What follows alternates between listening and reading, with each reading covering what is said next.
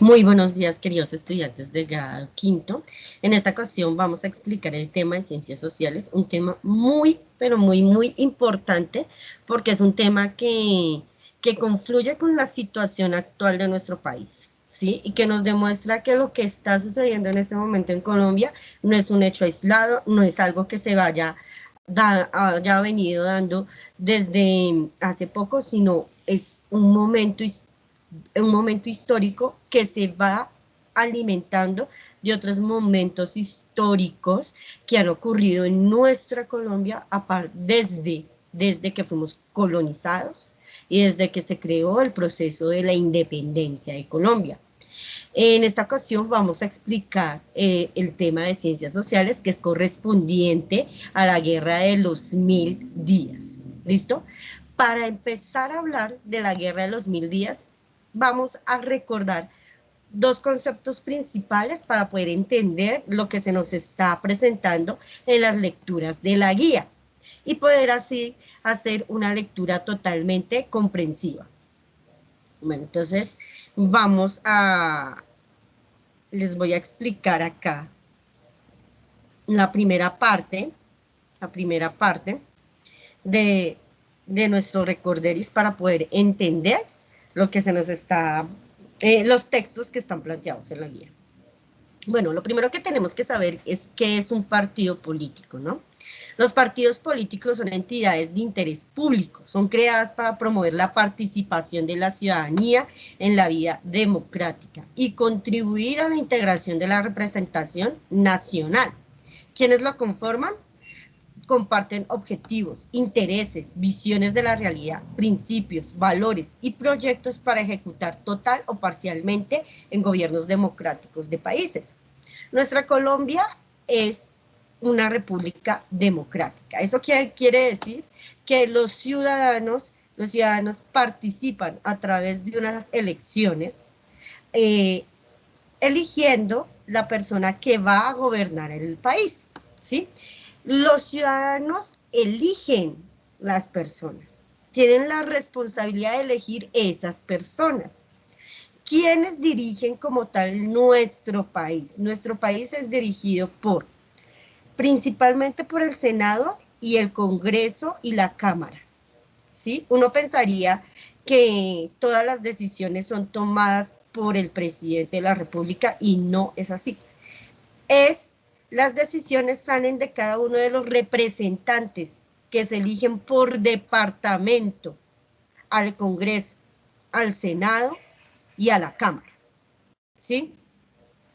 Estas personas son pertenecientes a partidos políticos, ¿sí? Si nosotros echamos un vistazo en la actualidad hay una diversidad de partidos políticos. Entonces tenemos el Partido del Centro Democrático, el Partido de la U, el Partido de Cambio Radical, tenemos el Polo Democrático, tenemos los decentes, ¿sí? Tenemos los partidos independientes, ¿sí? Como la Alianza Verde, esos son partidos que han crecido y han venido formándose después de la lucha tradicional de partidos políticos, que es la que vamos a tratar en la Guerra de los 1000 días. Estos partidos políticos que les nombré nacen muy posteriormente, entre los años 2002, el año 2000 en adelante. Antes del año 2000 existían solo dos partidos políticos, que eran los partidos tradicionales que manejaban la política de este país, ¿sí? Cada uno de las personas que pertenecen a esos partidos políticos tienen unos intereses, unos objetivos, unas visiones de cómo se debe manejar el país, cómo se deben manejar los recursos del país y cómo debe ser toda la estructura ciudadana del país. Eso, eso es uno de los objetivos, son algunos de los objetivos que tienen los partidos políticos, ¿no? Las diferencias que existen en estos partidos políticos entre las personas de estos partidos políticos, pues son las que han causado todas las guerras que tienen en este momento nuestros países. Los ciudadanos tienen una responsabilidad demasiado grande en la elección de las personas que van a representarnos. Y como bien les digo, esas personas pertenecen a esos partidos políticos. En una democracia es necesario que los partidos políticos no sean de extrema, es decir, es importante que las personas que se elijan, que van a representar los intereses del ciudadano, sean unas personas que conformen diferentes bandos. ¿Para qué? Para que haya una buena discusión y no se direccionen las normatividades o las leyes hacia un solo partido político que beneficiará a un solo tipo de ciudadanos, como lo que ha venido ocurriendo a través de toda la historia, no solamente en este gobierno, sino en los demás gobiernos que han existido. ¿Sí? Eso es una responsabilidad del ciudadano. Desafortunadamente, los ciudadanos no han tenido la conciencia de que su voto debe ser un voto responsable, de que deben saber a qué personas están eligiendo, cuál es la hoja de vida de esas personas, qué es lo que están proponiendo, cuáles son los objetivos, los intereses y las visiones económicas que tienen para el país. Entonces, usualmente terminan votando por personas que les dicen, por personas que les ofrecen dinero por el voto, o por las personas que le dan el tamal, y esto es lo que ocasiona luego, pues, una serie de normatividades que se dan dentro del Congreso de la República, que firma el presidente, y que se empiezan a ejecutar y dañan a las clases menos favorecidas.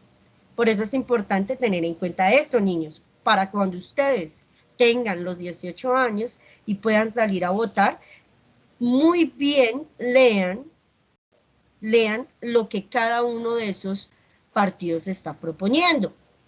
Porque si gana un partido político, se va a hacer lo que propuso ese partido político. ¿Sí? Acá no es cuestión de una sola persona, sino de varias personas. Y las elecciones más importantes son las del Congreso, las del Senado y las de la Cámara, porque esas personas son las que representan por departamento los intereses que necesitan cubrir los ciudadanos, y esas personas son las que hacen las leyes. ¿Sí? El presidente solo las firma y las comunica. Bueno, eso hay que tenerlo en cuenta. En 1800, en el siglo XIX, en Colombia existían dos partidos políticos que en la actualidad existen con unas diferentes reformas, y que esos partidos políticos tienen unos objetivos muy claros frente a lo que quieren hacer con la ciudadanía, lo que quieren lograr con la administración de todos los recursos públicos y ambientales del país como tal, porque esa es la misión de las personas que pertenecen a esos partidos: administrar el Estado en pro y beneficio de los ciudadanos.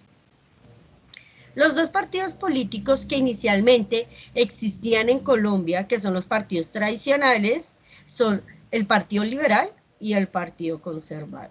Cada uno tenía unas ideas, unos objetivos muy diferentes. Por ejemplo, el Partido Liberal quería forjar un Estado moderno. ¿Eso qué significa? En la época colonial hubo un gran arraigo entre la política y los objetivos eclesiásticos, que eran los de la iglesia. Entonces se unió todo lo de la iglesia con toda la política, y la administración del Estado se realizaba en conjunto con la iglesia. Los liberales querían cortar esa relación con la iglesia. Ellos decían que para forjar un Estado moderno era necesario que la política no estuviera vinculada a la iglesia. Se respetaba a la iglesia como institución, las personas podían tener la diferencia de culto, es decir, que no solamente tenían que tener arraigo hacia las costumbres católicas, sino que podían tener arraigo hacia los protestantes, hacia el cristianismo, hacia lo musulmán, lo judío, a las diferentes religiones existentes. porque pues era una diversidad religiosa, no necesariamente todo el mundo tenía que seguir la religión católica y por lo tanto la iglesia era una institución aparte que hacía cosas apartes y no tenía que involucrarse en las cuestiones del Estado. Los conservadores creían lo contrario. Ellos decían que para que se formaran ciudadanos de bien, ciudadanos moralmente de bien y demás, debían tener una herencia cultural, ¿sí? Y tenían que valorar esa herencia cultural, que esa herencia cultural estaba dada desde la colonia, por eso se llama que es hispánica. Esa herencia cultural estaba ligada a toda la Iglesia Católica. Entonces, el Estado hacía una administración política desde la Iglesia Católica. La Iglesia Católica tenía voz y tenía voto. Y por ser católica, entonces, solo se podía profesar la religión católica, las otras religiones no eran válidas, no era válido el cristianismo, no era válido el protestante, no era válido el musulmán, porque la única verdad estaba en la Iglesia Católica y los ciudadanos de bien eran católicos. ¿Mm? Entonces, eso creó, pues ahí como podemos observar, creó una diferencia que fue muy marcada dentro de la Guerra de los 1000 días. Mientras que los liberales hablaban de garantías individuales, ¿sí? ¿Cuáles eran las garantías individuales? Que todas las personas pudieran acceder a la educación, que se pagara lo que se debe del trabajo, ¿sí? Que las personas tuvieran por decirlo así, una seguridad de que se iban a respetar los derechos, ¿sí? Acá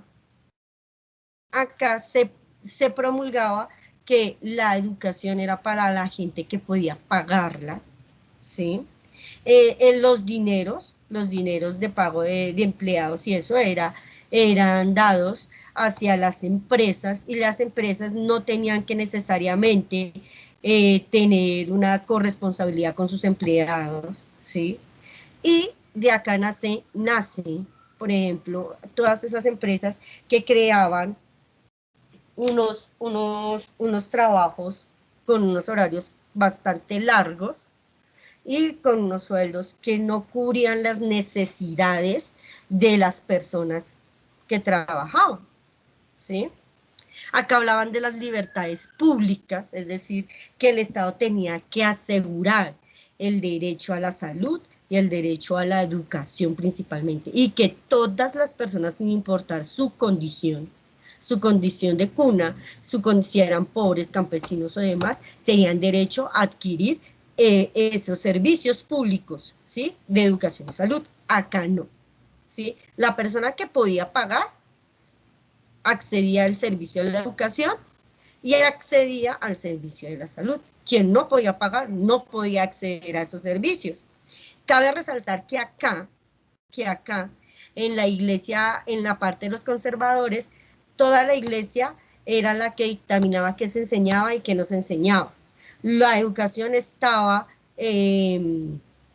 administrada por la iglesia católica. Acá se pedía que fuera diferente, que existían otras formas de educar y que necesariamente no se podía ligar a esa educación a la iglesia, porque no todas las personas tenían los mismos cultos y no se podía imponer la educación católica a personas que no creían en lo católico, ¿sí? Desafortunadamente, pues como podemos observar, los intereses políticos eran diferentes y esta diferencia es la que va a causar pues que la ciudadanía se divida y empiece a luchar entre ellos. Los conservadores usualmente eran personas que tenían una ascendencia hispánica, una herencia hispánica, es decir, que eran hijos de criollos acaudalados, que tenían fincas, tenían empresas, tenían un capital, ¿sí? Tenían más dinero, por decirlo así, que las personas liberales. Los liberales usualmente eran campesinos que habían tenido la oportunidad de aprender, de poder estudiar, ¿sí? De que fueron autodidactas con su conocimiento, muchos de ellos, o personas que habían surgido literalmente de clase media, que habían podido acceder a algunos niveles de educación o aprender algún oficio específico. Y estas personas pues eran más del pueblo, ¿sí? Los liberales. Pero pues no todos son diferencias, ¿no? También teníamos semejanzas. Bueno, ¿cuál era la semejanza? Dependían su interés particular sobre el interés de la colectividad. Es decir, la única verdad que creían era la que ellos profesaban, tanto liberales como conservadores, ¿sí? Y desafortunadamente, desde esos tiempos había corrupción. Entonces, lo que les servía a los liberales, cuando llegaban al gobierno, se vinculaba para que los que estaban en su partido político pues tuvieran algunos beneficios, de igual manera que cuando los conservadores subían al poder también sucedía lo mismo, beneficiaban a los de su partido y se les olvidaba absolutamente lo que necesitaba la ciudadanía, ¿sí? Aquellas personas que los habían elegido. ¿Sigue pasando? Sigue pasando. Llevaron a Venezuela a una crisis económica, política y social. Bueno, acá, me disculpan, acá es que llevaron a Colombia, ¿sí? Estos partidos políticos se dieron no solamente en Colombia, sino como eran pertenecientes a la Gran Colombia, también surgieron en Venezuela, en Perú, en Ecuador, ¿sí? Que eran los países que hacían parte de la Gran Colombia. Y la diferencia entre estos países, las guerras entre estos partidos, las guerras que se dieron entre ciudadanos conservadores y ciudadanos liberales llevaron una crisis económica al país, entre ellos Venezuela, Perú, Ecuador y Colombia, ¿sí? No solamente en lo económico, sino en lo político y en lo social. Ambos tenían restricciones para la elección. No todas las personas podían acceder al voto. En este caso, las personas que podían acceder al voto tenían que cumplir con unas condiciones. La primera, saber leer y escribir. La segunda, tener un capital, ¿sí? Tener un capital, es decir, que debía tener alguna propiedad o tenía que tener ingresos para poder votar. Y pues desafortunadamente, pues la mayoría de la gente no podía acceder a la educación, entonces había un analfabetismo, un 90% de la población colombiana, de los campesinos y demás, no sabían escribir, no sabían leer, y pues trabajaban para el patrón y lo que les pagaban no les alcanzaba para adquirir propiedades. ¿Listo? No cumplían las promesas con las que profesaban, los productos que hacían no tenían ningún valor y discriminaban a las personas de clase baja, ¿sí? Entonces ahí en las personas que tenían en clase baja, pues los trabajadores, los obreros, los campesinos, aquellas personas que no tenían un recurso económico amplio para poder acceder a servicios que eran exclusivos como la educación y la salud, ¿sí? Entonces, todo esto, todas estas diferencias, todo lo que empieza a suceder con los partidos liberales y conservadores van a dar, por consiguiente, la guerra de los 1000 días. Se llamó la guerra de los 1000 días, pero no fue porque haya durado 1000 días. No, señores. ¿Sí? Entonces, vamos a ver un video, yo les voy a ir explicando, ¿sí? Prácticamente este video explica cada uno de los textos que ustedes tienen que leer en la guía. ¿Listo?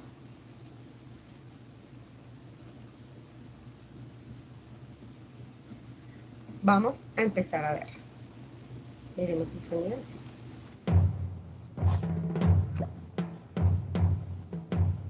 Entonces, miremos otra vez, voy a devolverlo un poquito. Bueno, la guerra de los 1000 días. Fue desde 1899, ¿sí? Desde 1899 hasta 1902. ¿Listo? No se les olvide, 1899, 1899 hasta 1902, duró 3 años.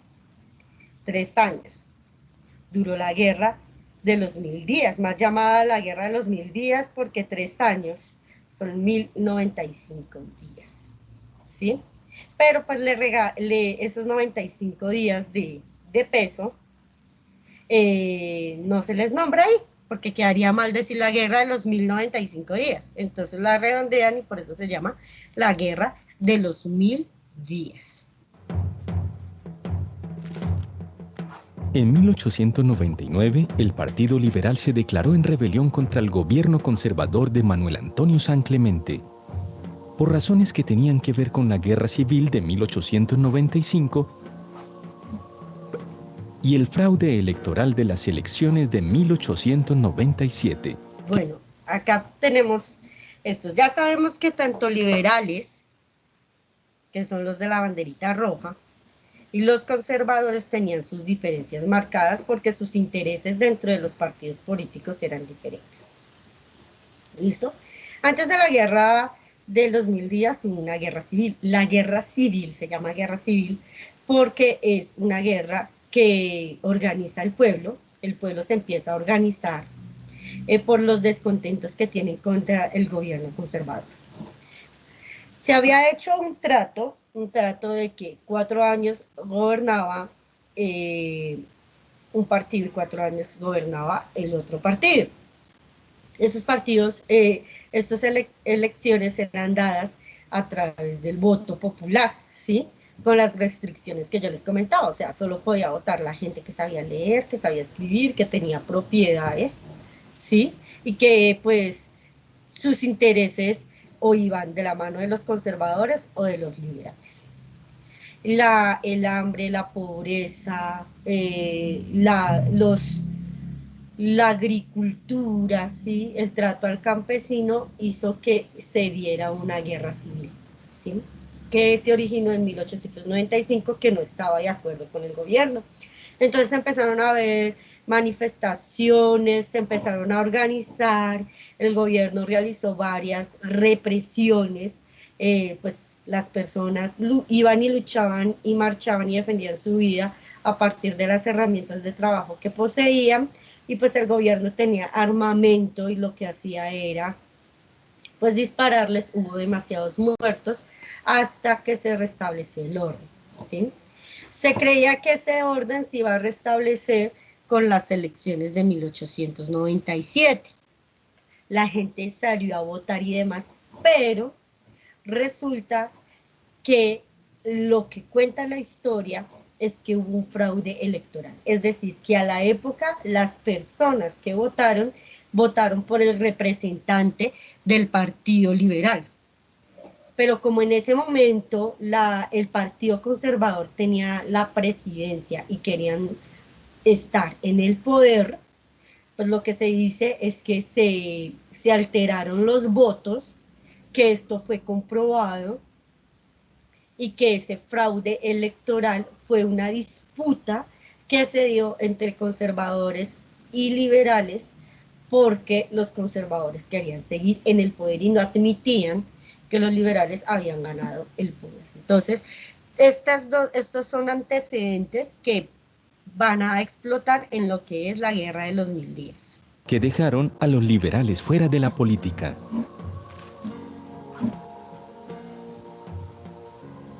Los liberales veían en la guerra una oportunidad para realizar las reformas económicas y políticas que necesitaba el país. Se pensaba obtener una victoria rápida. Los contendientes estaban formados por tropas del liberalismo contra un ejército estatal con poca experiencia. Listo, bueno, acá que tenemos, desde las reformas existen desde siempre. Desde que se instauró la colonia, las reformas existen. Hay diferentes tipos de reformas, reformas económicas, reformas políticas, reformas sociales, sí, básicamente. Acá lo que se quería, los liberales querían pues administrar dentro de sus intereses políticos, implementar unas reformas que permitieran que la economía del país no fuera dirigida sobre a los más ricos, ¿sí? Sino que también involucrara a otras clases sociales. Pues eso era lo que decían, ¿no?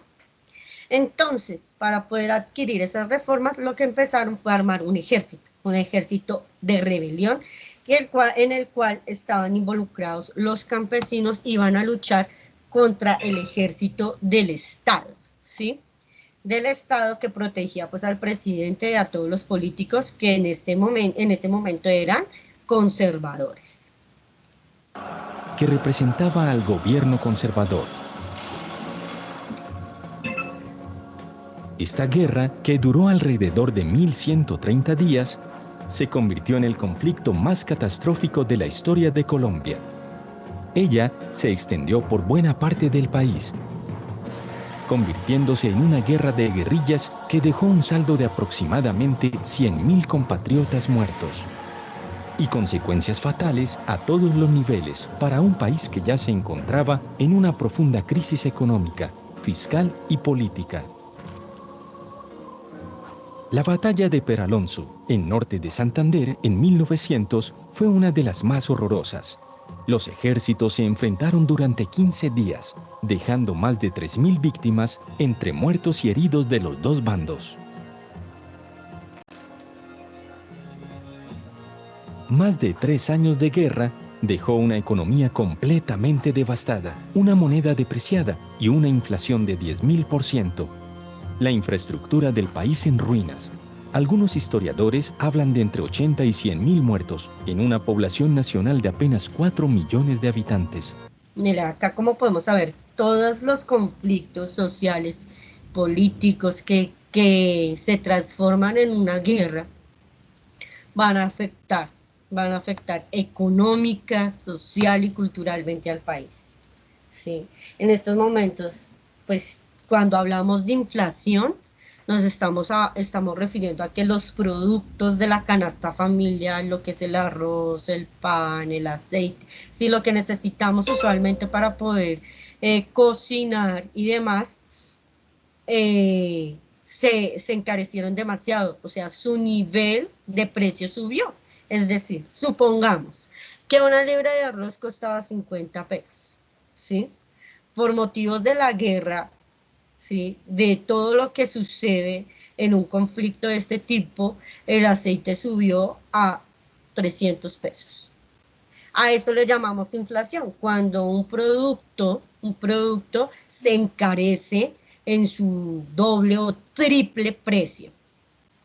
Obviamente, esto hace que la economía decrezca. Una guerra lo que ocasiona es que las personas que están en el campo se desplacen a la ciudad, pues en esos momentos, ¿no? Se desplace a la ciudad porque sus territorios están siendo utilizados para el combate, ¿sí? Y pues quieren proteger la vida de sus hijos, de sus familiares, y terminan trasladándose a la ciudad, dejando toda la tierra y lo que tienen a su paso por proteger la vida. Y lo que se observa es que en los municipios pequeños y demás son las infraestructuras que ya se tienen, las estructuras del gobierno, las calles, las casas, que las tiendas que existían en ese momento pues se ven afectadas. ¿Por qué? Porque pues unas personas llegan y empiezan a disparar, a utilizar bombas y demás, y empiezan a dañar la infraestructura. También dentro de estos conflictos se presenta la oportunidad para aquellas personas que ni siquiera están simpatizando con el Partido Conservador y Liberal, sino que les interesa su interés propio, entonces llegan y cometen diferentes saqueos, ¿sí? Entonces, esto daña absolutamente toda la parte social, la política, la económica del país como tal. Otros consideran que la cifra no superó los 15.000.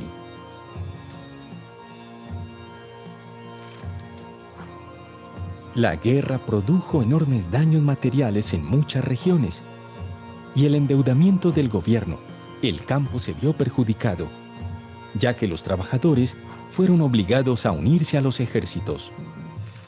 Bueno, acá vamos a hacer un paréntesis Pega, pega. ya que los trabajadores fueron obligados a unirse a los ejércitos. Acá cuando hablamos del endeudamiento, ¿a qué se refiere? Bueno, Colombia era un país que no era industrialmente muy grande, ¿sí? En ese momento. Ni lo fue en ese momento, ni lo es ahora tampoco. No había mucha empresa, no había producción económica. Toda la economía de Colombia, desde antes hasta este momento, es agrícola. ¿Sí? Nosotros sobrevivimos a partir de lo que se vende y se produce desde nuestra tierra, porque se importa y se exportan flores, café, que es uno de los alimentos más exportados por Colombia y más conocidos por Colombia en el exterior. Bananos, diferentes otras frutas, ¿sí? Carnes y demás. ¿Qué sucede? Hay un afán por recuperar el orden social, porque como observamos en la anterior parte, la guerra que estaba ocasionando daños de la infraestructura, que los precios de los alimentos se elevaran demasiado y que la gente no tuviera la oportunidad de trabajar para adquirir dinero y poder comprar alimentos, ¿sí? El desplazamiento de las personas que se veían envueltas en el conflicto y no pertenecían al conflicto a otros lugares. Esto creó mucha necesidad y el gobierno, ¿qué fue lo que hizo? O sea, para recuperar el territorio, para recuperar todo lo que se necesitaba, invirtió en la guerra. ¿Y cómo podía invertir en la guerra? Endeudándose. Entonces empezó a pedirle préstamos a países como Estados Unidos, ¿sí? Ahí empezó un endeudamiento con Estados Unidos, porque le pidió dinero prestado a Estados Unidos, ¿para qué? Para comprar tanques, para comprar nuevas armas, armas que fueran más sofisticadas, y armar un ejército que permitiera destruir al otro ejército, que en este caso era el ejército de los liberales. Necesitaban armar demasiadas tropas y ¿qué hicieron ambos bandos? Tanto el conservador como el liberal, porque esta opción fue hecha por ambos bandos, o sea, no solamente pertenece al Partido Conservador, a los dirigentes conservadores que estaban en la presidencia y en el Congreso en ese momento, sino también a los opositores, a los liberales. Se fueron a los campos y empezaron a reclutar gente. Gente contra la voluntad y gente que se fue con su propia voluntad. Entonces llegaban al campo, miraban al niño, porque allá participaron, fue muy criticada también por eso, porque participaban niños, muchachos jóvenes, gente de edad, sí, o sea, acá no valía absolutamente nada, y entonces llegaban y decían, bueno, llegaban los liberales a la casa y decían, bueno, acá hay tantos hombres, entonces se van conmigo y van a participar en la guerra. Y se los llevaba forzadamente. De esa misma manera llegaba el partido, los representantes del Partido Conservador decían, a tantos hombres, entonces no los llevamos para la guerra, porque tienen que pelear por su estado, decía los conservadores, y utilizaban las mismas frases los liberales. En esto no se diferenciaron ninguno de los dos. Llegaron y se llevaron muchísima gente, se llevaron muchísimos niños, muchísimos hombres, adultos, ¿sí?, para la guerra, sin importar lo que ellos pensaban, ambos bandos. ¿Por qué? Porque lo único que les interesaba en ese momento era ganar. ¿Sí? A ellos no les interesaba la vida de las demás personas.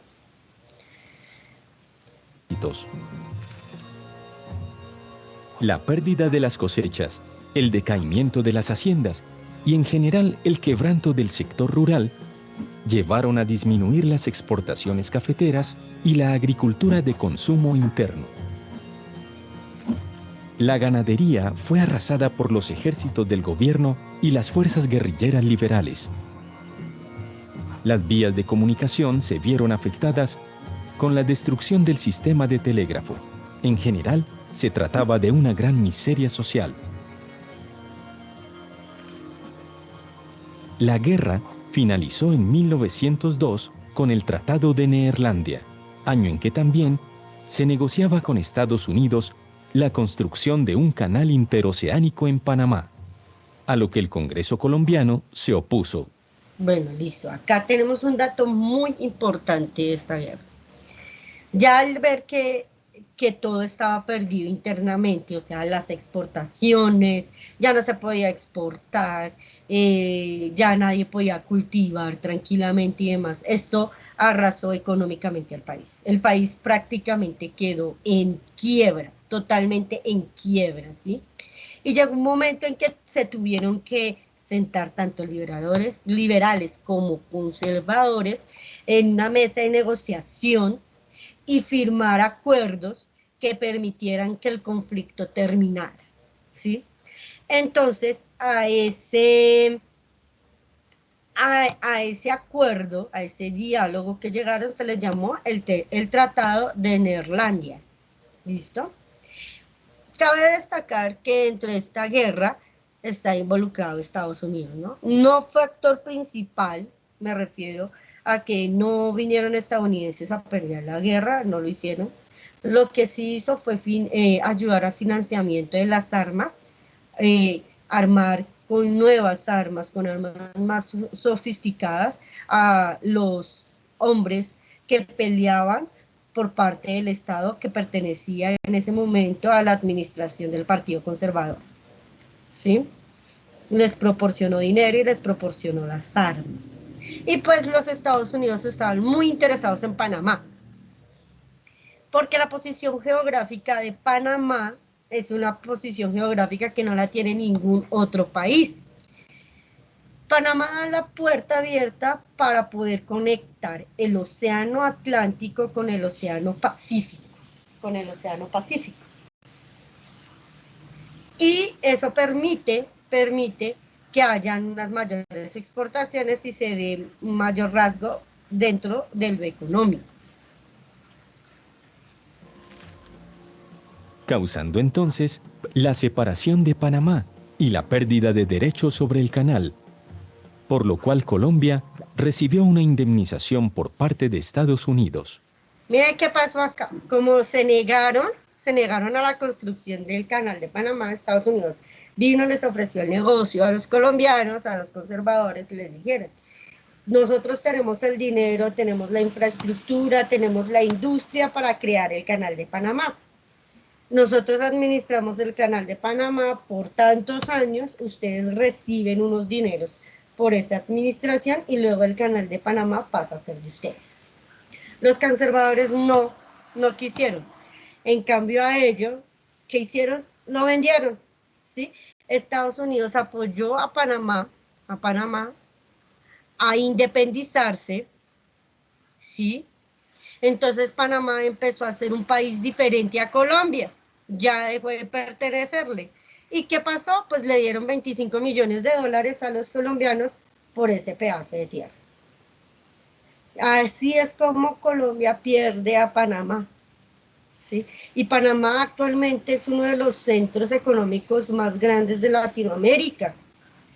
El canal de Panamá transporta, exporta e importa una gran cantidad de flores, café, diferentes alimentos, diferentes industrias que van hacia Centroamérica, Norteamérica, Europa.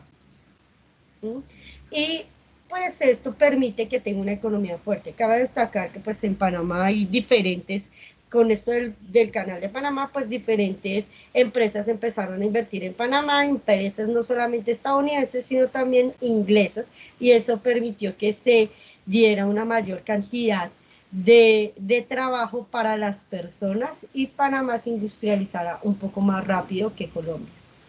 ¿Dónde está esa plata de los 25 millones de dólares que dieron los estadounidenses? Esa es una pregunta que todavía aún no se responde. Pese a tal panorama desolador que había dejado la guerra, el país empezó lentamente en los años posteriores un proceso de modernización, de reconstrucción. Enganchándose a la revolución eléctrica, se produce una acelerada urbanización, mejoramiento del sistema ferroviario y de vías. mecanización de la agricultura y el fortalecimiento de la producción cafetera.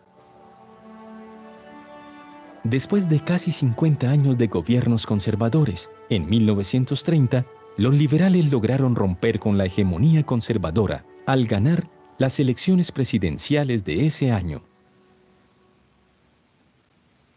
Listo, chicos. Entonces, esa es la historia de la Guerra de los 1000 días. Sí, esa es la historia de la Guerra de los 1000 días. Si nosotros observamos, no es muy alejada a la situación que estamos viniendo, se está presentando actualmente, ¿no? Una diferencia política entre partidos, un montón de peticiones necesarias por el pueblo, esto de pedir educación gratuita, de pedir, por ejemplo, que lleguen los servicios de conectividad a todos lados, de que hayan garantías para el trabajo y que sea bien pago. Son situaciones de interés social que no se vienen pidiendo desde ahora, sino que vienen sucediendo desde 1800. Imagínense, y ya estamos en el 2021, o sea, ¿cuánto tiempo ya ha pasado? ¿Listo? Más de un siglo. Entonces es importante que tengan ustedes presente esta situación, ¿no? Bueno, vamos a proyectar la guía para que con la información ustedes puedan realizar el trabajo.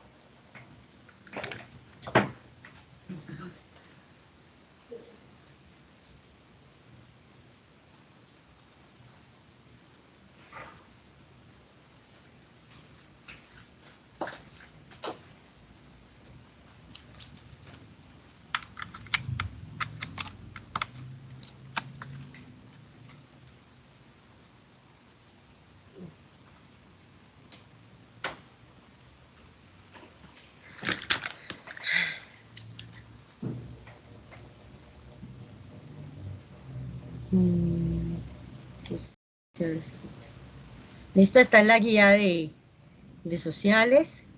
Acá encontramos un mapa conceptual que describe a grandes rasgos lo que acabamos de explicar de la Guerra de los 1000 días. Hay que hacer la lectura comprensiva. Los historiadores, algunos, como no hay registros escritos muy precisos, entonces hacen una apreciación de las fechas. ¿Listo?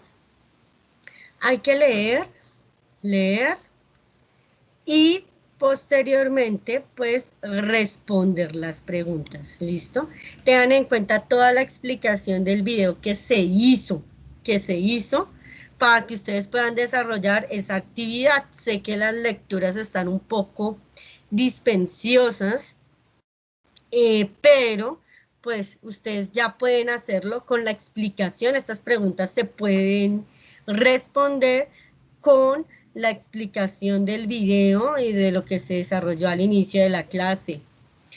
Bueno, chicos, es importante que ustedes tengan presente esta información. Es una información histórica que todos los colombianos debemos conocer para entender el conflicto y los conflictos que se han venido presentando en nuestro país últimamente, ¿sí?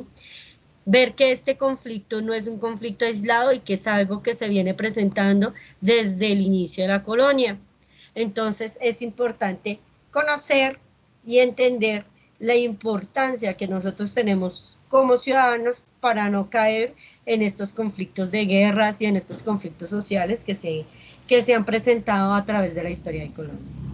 ¿Listo, muchachos? Entonces, esa es la explicación de la guía de sociales. Espero que les haya quedado muy claro. Nos veremos en una próxima ocasión.